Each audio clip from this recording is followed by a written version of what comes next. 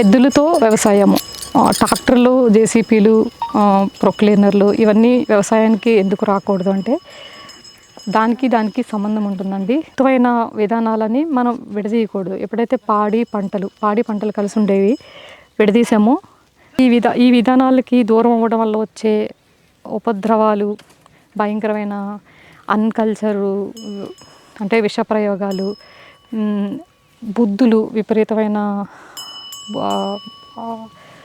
ఏమంటారు అసలు మనకి సమాజానికి మన కల్చర్కి ఏమాత్రం సంబంధం లేని ఆలోచనలు మొత్తం పూర్తిగా మారిపోవడం, ఇవన్నిటి కారణాలు ఈ విధానాలకి దూరం అయిపోవడం. ప్రధానంగా ఇది అంటే మన భారతదేశంలో ప్రధాన వృత్తి వ్యవసాయం. రైతు ఒక్కడే ఈ భారతదేశంలో ఉండేవాడు. మిగతా వృత్తులన్నీ కూడా చాలా చిన్న చిన్న విభాగాల్లో ఉండేవి. ఇది ప్రధానమైన వృత్తి. ఈ వృత్తిని ఇప్పుడు ఒక 10% తీసుకొచ్చేసాం. 90% అంటే 90% జాబులు, వ్యాపారాలు, వేరే పేర్లతోటి ఇంకా రకరకాల సంపాదనలో పడిపోయి రైతు అనే ఒక వర్డ్ని తగ్గించి చూడడం, అంటే చాలా చీప్గా నువ్వు వ్యవసాయం చేస్తున్నావా అంటే చాలా చీప్గా అనిపించడం జనాలకి. అదేంటి అలా ఎలాగా పంటలు పండిస్తే ఎలాగా, మరి మనం తినేది ఏంటి, వాళ్ళు పండిస్తేనే కదా, ఆ మాత్రం ఆలోచన లేదా, ఆ మాత్రం జ్ఞానం లేదా మనకి? ఎలా మాట్లాడేస్తాము, ఇంత గొప్ప విధానాన్ని ఎలా తీసి పడేస్తాము మనందరికీ తెలుసు, మన పూర్వీకులందరికీ. సో ఇట్లా ఎద్దులతో దున్నడం వల్ల వచ్చే లాభాలు, తన డెప్ప ఏదైతే ఆ లైట్ వెయిట్ ఆ పాదం ఉంటుందో డిజైను భూమికి తాకనట్టు, అంటే అడుగు వేసినట్టు వేస్తుందండి. మొక్క మీద వేసినా కూడా మొక్క చనిపోదు, వంగిపోద్దుగా తప్ప ఇరిగిపోదు, చనిపోదు. దానికి తెలుసు ఎక్కడ తొక్కాలో ఎక్కడ తొక్కకూడదు. ట్రాక్టర్కి ఏం తెలుసండి, మొత్తం తొక్కుకుంటూ చంపుకుంటూ భూస్థాపితం చేసుకుంటూ వెళ్ళిపోద్ది. సో ఇంత అద్భుతమైన జ్ఞానం ఉన్న ఎద్దుల్ని మనకి ఎందుకు ఇచ్చాడు దేవుడు అంటే వ్యవసాయం చేసుకోవటానికి. ఏది ఇచ్చినా దూరం చేసేసుకోవటం, వరస్ట్ కండిషన్కి వెళ్ళిపోవటం, ఇది ఒకటి అలవాటు అయిపోయింది మనకి. ఆ నాగలి అది ఆ కాంబినేషన్తో వ్యవసాయం చేస్తేనే అది పరిపూర్ణత, అంటే అది కంప్లీట్ అవుద్ది అనమాట. లేదంటే మీరు ఎలా వ్యవసాయం చేసినా అది ఇన్కంప్లీటే, దానివల్ల నష్టాలే తప్ప లాభాలు. తను అలా వెళ్ళేటప్పుడు పేడ మూత్రం పోసుకుంటూ మనకి దున్నుకుంటూ భూమి వెళ్ళిపోద్ది. ఇప్పుడు మేము ప్రకృతి వ్యవసాయంలో జీవామృతం కలుపుతాం, దాంట్లో పేడ మూత్రం ప్రధానంగా ఉంటాయి. అవి ఆల్మోస్ట్ ఎద్దులతో దున్నినప్పుడు ప్రతిసారి దీంట్లో పేడ మూత్రం అనేది ఉంటుంది. వాయి పడగానే లోపల అర్థవాంశు పైకి లేసి వస్తాయి అన్నమాట. ఆ మట్టిలో కలిసిపోయే కట్టె ఉంటుంది కాబట్టి దానికి సంబంధం. ఇంకా ఎడ్లు పోసే మూత్రము, అలాగే ఎడ్లు కాలు పెట్టిన ప్లేస్లో కూడా అవి రావడానికి ఇష్టపడతాయి. అర్థవామని కూడా తను తొక్కకుండా నడుస్తుంది. సో ఇంత అద్భుతం ఉందండి. అదే చెప్పాను కదా ఇందాక, సీతమ్మ తల్లి ఎక్కడ దొరికింది అంటే నాగలతో దున్నుతుంటే ఆ నాగల కాడికి బాక్స్ తగిలి పైకి లెగిసి ఆ మహాతల్లి దొరికింది. ఇంత అద్భుతమైన చరిత్ర గల నాగలి అది. సో దీన్ని మళ్ళీ మన పొలాల్లోకి ప్రతి ఒక్కళ్ళు తీసుకురావాలి. ఉన్నాయి ఇప్పటికీ దీంతో దున్నుతున్నారు, కానీ చాలా తక్కువైపోయింది. ఇప్పుడు ఇక్కడ నేను దీన్ని చేయించేటప్పుడు ఎంతోమంది, ఎందుకండి ట్రాక్టర్ పిలిపిస్తే దున్నేసి వెళ్ళిపోతాడు, ఈ బాధ అంతా మీకు ఇలా చెప్పేవాళ్ళే తప్ప మీరు చాలా బాగా చేస్తున్నారండి చేయండి అని చెప్పేవాళ్ళు లేరు. ఏదో ఒకళ్ళు ఇద్దరు, ఒక 20 మంది వద్దంటే ఒక్కళ్ళో ఇద్దరు బాగుంది బాగానే చేయించారండి అలా, అంటే తక్కువ పర్సంటేజ్ ఇంట్రెస్ట్ చూపిస్తున్నారు. ఈ పర్సంటేజ్ పెరగాలి, ఎక్కువ మందికి వెళ్ళాలి. చూస్తుంటే ఎలా ఉందండి, ఎంత బాగా అనిపిస్తుంది. ఇవ్వండి దున్నుతున్నాను చూసారా, అబ్బబ్బబ్బబ్బా ఎంత హాయిగా ఉందండి. నడా కృష్ణార్జునులు అండి ఇవి. అబ్బా ఎంత కరెక్ట్గా దున్నగలుగుతున్నాను. అబ్బా ఇక్కడ దున్నిన తర్వాత ఇవి లేపాలండి ఇలాగా. ఇవి దేశవాళీ శనగలండి, మార్కెట్లో తీసుకున్నాం. శనగలు కూడా పెంచుతున్నాము, ఎందుకంటే మన జీవామృతానికి మన శనగలు పండించి మనమే పిండి పట్టించి బెల్లం మాత్రం ఆర్గానిక్ తెప్పిస్తాం బయట చేయాలని శనగలు కూడా వేస్తున్నాం అనమాట. ఇందులో మొత్తం ఇప్పటి వరకు 12 రకాల పంటలు పెట్టానండి. ఒక్కొక్క పంట మీకు విత్తనం చూపిస్తూ చెప్తాను. తను రెడ్డపల్లి వేస్తుంది ఆల్రెడీ, ఇంతకుముందు చెప్పాం కదా, ఇంకా మిగిలింది ఎకరున్నరంతా రెడ్డపల్లి పెడదాం అనుకుంటున్నాం. శనగలు ఇట్లా వేస్తాం. మా పప్పిగాడు చూడండి ఎలా ఆడుకుంటున్నాడు. మాకు ఇంట్లో హారు అనే ఒక డాగ్ ఉంది, స్నోయి, అవి కూడా తీసుకొస్తాం. అయ్యా ఇగోండి ఇట్లా అనమాట, ఇట్లా సీడింగ్ చేయాలి. ఆడుతూ పాడుతూ పని చేస్తుంటే ఇట్లా ఎడ్లు దున్నుతూ ఉంటే మనం సీడింగ్ చేసుకుంటూ వాటిలో అంత ఫాస్ట్గా వెళ్ళిపోవాలి. అందుకే ఒకళ్ళు దున్నితే ముగ్గురు ఉంటారు వెనకాల ఇంత ఫాస్ట్గా మధ్యలో. ఎందుకంటే ఇందులో 3 రకాలు వేస్తున్నామండి, 3 కాదు, ఇంచుమించు 4 నుంచి 5 రకాలు వేస్తాము. ఇదండి వ్యవసాయం చేసే పద్ధతి. కంప్లీట్ అవుతుంది, ఇందులో ఇన్కంప్లీట్ ఏం లేదండి. ఈ అద్భుతమైన విధానాలకి మీరు అందరూ నేర్చుకోవాలంటే నేను దగ్గరుండి నేర్పిస్తాను. కాకపోతే లర్నింగ్ టైమింగ్స్ వేరే చెప్తామండి ఎప్పుడు ఉంటాయి అనేది. ఇగో ఇలా సాళ్ళు అంటే 2 విధానాలు ఉంటాయి. ఫస్ట్ ఒక గాడిని వాళ్ళు ఏర్పాటు చేస్తారు, దున్నుకుంటూ వెళ్ళిపోతారు. మనం అందులో ఇట్లా 2 జాన్లకి లేదంటే జానున్నరకి ఇట్లా శనగలు వేసుకుంటూ వెళ్ళిపోతాం. శనగలు అంటే ఇవి దేశవాళీ శనగలు, తను వేసేది రెడ్ బల్లి. ఇందులోనే మనకి ఇంకా కొన్ని సీడింగ్ కూడా వస్తుంది. తర్వాత గడ్డ పగలగొట్టడం అంటారంటండి. ఇది కంప్లీట్ అయిపోయిన తర్వాత మళ్ళీ దీని మధ్యలోంచి ఈ గడ్డ పగలగొట్టుకుంటూ వెళ్తాడు. సో మనం వేసిన సీడ్ మీద మట్టి అనేది అటు ఇటు కూడా పడుతుంది అనమాట. తనేమో మధ్యలో వేసుకొస్తుంది, నేను ఇటు వేస్తున్నాను కదా. ఒకసారి ఓపెన్ చేస్తారు, అందులో మన సీడింగ్ అయిపోయిన తర్వాత రెండోసారి ఆ గడ్డ పగలగొట్టడం అంటారు. పగలగొట్టినప్పుడు సగం మట్టి ఆ సీడ్ మీద పడుతుంది, సగం మట్టి ఈ సీడ్ మీద పడుతుంది. మనం మట్టి మీద అంటే సీడ్ మీద మట్టి కప్పే అవసరం లేదు. నిజంగా నాగలతో ఎవరో కనిపెట్టారో కానీ పూర్వీకులు, అద్భుతంగా ఉంటుందండి ఆ వ్యవసాయము. ఆ పద్ధతి కంప్లీట్ అవుతుంది, ఎక్కడ ప్రాబ్లం ఉండదు. ఆ చక్రాలతో ట్రాక్టర్లతో గట్టిగా అయిపోవటం ఉండదు, చాలా మృదువుగా వస్తుంది నేల కూడా. కలయిక కూడా ఎలా ఉంటుందంటే నడవెడుక కరెక్ట్గా నాగలు పక్కన నాగలు పెట్టేలాగా సపోర్ట్ చేస్తాయి. అసలు కొంచెం కూడా విసిగించవు. ఆ ప్రాక్టీస్లో మనం అంటే అదుపు తప్పుతాము, మార్చుకుంటాం లైఫ్ స్టైలు, కొత్త విధానాలకు వెతుకుతాం. కానీ ఇవి పాత విధానాల్లో అవి ఎలా అయితే ట్రైనింగ్ చేసామో అలాగే వ్యవసాయం చేస్తాయండి. ఎక్కడా మొరాయించవు. ఆకలితో ఉన్నా కూడా ఆ పని అయ్యే వరకు, కంప్లీట్ అయ్యే వరకు ఆగిపోవటము, మొరాయించటం చేయవు. ఇలాంటి వాటిని చూసి మనం చాలా నేర్చుకోవాలి. మనుషులు, మానవులు ఎంతో బుద్ధి తెచ్చుకోవాలి. చెప్పాలంటే వాటికి నాలెడ్జ్ పాపం ఏముండదు, జస్ట్ మనం చెప్పించేయడం. మనకి బుర్ర, నాలెడ్జ్, ఎంతో అద్భుతమైన అవగాహన ఇవన్నీ ఇచ్చాడు. అని లేదండి, ఎవరికి అవగాహన లేదు. చాలా భయంకరమైన లోపం ఉంది, అవగాహన లోపం ఉంది. ఎర్ర నువ్వులండి మన దేశవాళీ లంక గ్రామంలో పండిస్తారని చెప్పాను కదా, అవి ఇక్కడ వేస్తున్నామండి. ఇవి ఇట్లా ఇప్పుడు ఇందులోనే ఎన్ని రకాలు వేసానండి, దేశవాళీ శనగలు, రెడ్డపల్లి, ఎర్ర నువ్వులేమో మనకి హార్వెస్ట్ చేసిన తర్వాత నూనె తీయడానికి పల్చగా వేసేస్తాము. వీటికి పెద్దగా పర్ఫెక్ట్గా పండించిన అవసరం లేదు, ఎలా జిమ్మేసిన వచ్చేస్తాయి. అందులోకి మనం ఎద్దులతో దున్నిస్తున్నాం కదండి, ఎట్లాంటి పంట అయినా రావాల్సిందే. ఇది అనుసంధానం అంటే, ఇది గొప్ప విధానం అంటే, ఇది అసలైన ప్రకృతి వ్యవసాయం అంటే. ఏ వ్యవసాయం అయినా ఇలాగ చేయాలండి, కెమికల్తో చేసినా కూడా.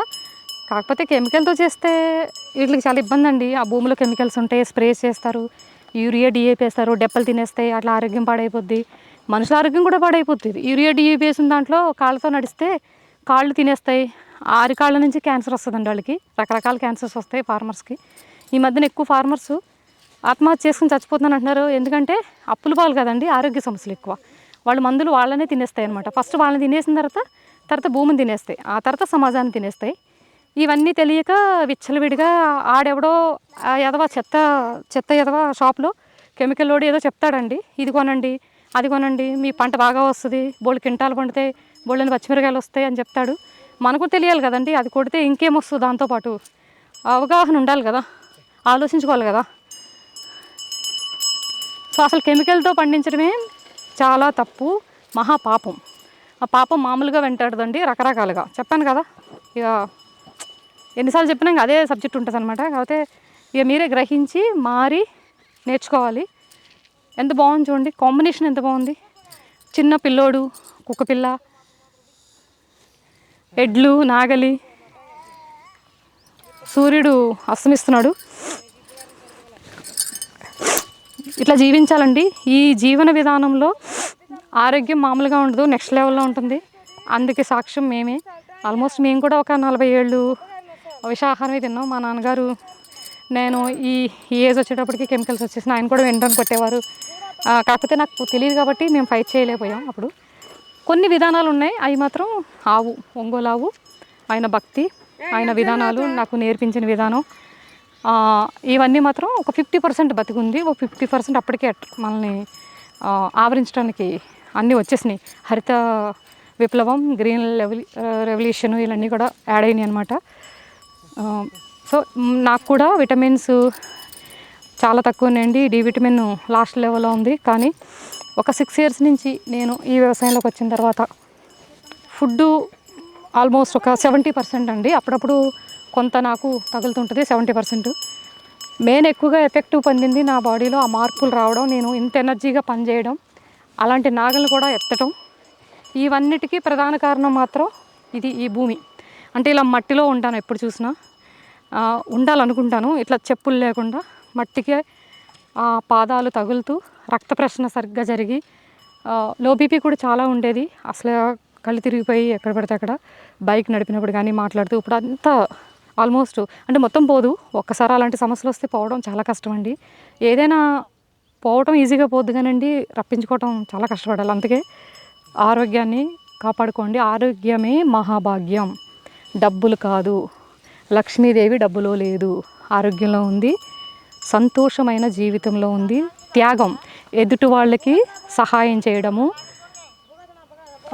దేన్ని డిస్టర్బ్ చేయకుండా, పాడు చేయకుండా, స్పాయిల్ చేయకుండా కాపాడుకుంటూ ఇలాంటి విధానాల్లో మళ్ళీ ముందుకు వెళ్ళడం నిజమైన లక్ష్మిని దక్కించుకోవటం. దీన్ని సంపాదన అంటారు. పాడి పంటలు ఉంటేనే సంతోషం ఉంటుంది, సంపాదన ఉంటుంది. అంతేగాని బిల్డింగ్లు, కాంక్రీట్ జంగల్స్, కంపెనీలు, software employees, software companies, foreign కంట్రీకి వెళ్ళి చదువుకోవడం, సెటిల్ అయిపోవడం, గవర్నమెంట్ జాబులు కొట్టేసి లంచాలు తీసేసుకుని ఎలా పడితే అలాగా గవర్నమెంట్ని పాడు చేసి, గవర్నమెంట్ ఏమో మనల్ని పాడు చేసి, ఇలా ఒకరినొకరు పాడు చేసుకోవడమే తప్ప ఎక్కడ బాగు చేసుకునే లక్షణాలు ఉండవు. ఇందులో మాత్రమే, ఇట్లా ప్రకృతి వ్యవసాయంలో మాత్రమే ఒకళ్ళకి హెల్ప్ చేసుకుని, అంటే ఇప్పుడు మనం వాటికి హెల్ప్ చేస్తున్నాం అంటే వాటికి ఆహారం, పని, లైఫ్, మనకి అవి దున్నడము, మన భూమిని రక్షించటము, ఎనర్జీస్తో నింపటము.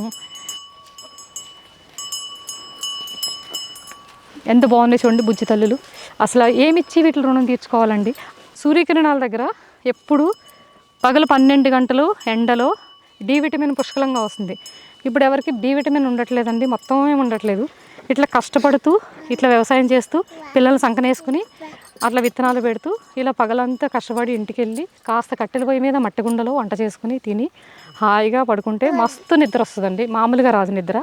అంతేగాని సాఫ్ట్వేర్ కుర్చీలో కూర్చుని టపటప ఒక 10 గంటల నుంచి 12 గంటలు అదొక మెంటల్ స్ట్రెస్తో కూడిన వర్క్ చేసేసి ఆ కాంక్రీట్ బిల్డింగ్స్లో, ఆ ఏసీల మధ్యలో ఇంటికి వచ్చి నిద్ర పట్టమంటే ఎక్కడ పడుతుందండి? ఏది ఫిజికల్ ఎక్సర్సైజ్ ఏది లేదు, మొత్తం మెంటల్ స్ట్రెస్ అంతానే భయంకరంగా. కనీసం వీకెండ్ ఫార్మింగ్ అన్నా చేయండి అప్పుడప్పుడు. ఇలాగా 1 ఎకరం తీసుకుని వీకెండ్ ఫార్మింగ్ అంటే కష్టం, మరీ 2 రోజుల్లో ఈ పని అయిపోదు. పొద్దున్నే సాయంత్రం వరకు ఉన్నా పని అవ్వట్లేదు మాకు. తీరా వీకెండ్ ఫార్మింగ్ వచ్చిన తర్వాత ఆ సుఖానికి అలవాటు అయిపోయి, ఆ లగ్జరీకి ఆ ఒళ్ళు వంచలేక బాడీస్ పెరిగిపోయి ఒబిసిటీ వచ్చేసి, థైరాయిడ్, షుగరు, మోకాలు నొప్పులు, బాడీ పెయిన్స్, తర్వాత బ్యాడ్ హ్యాబిట్స్.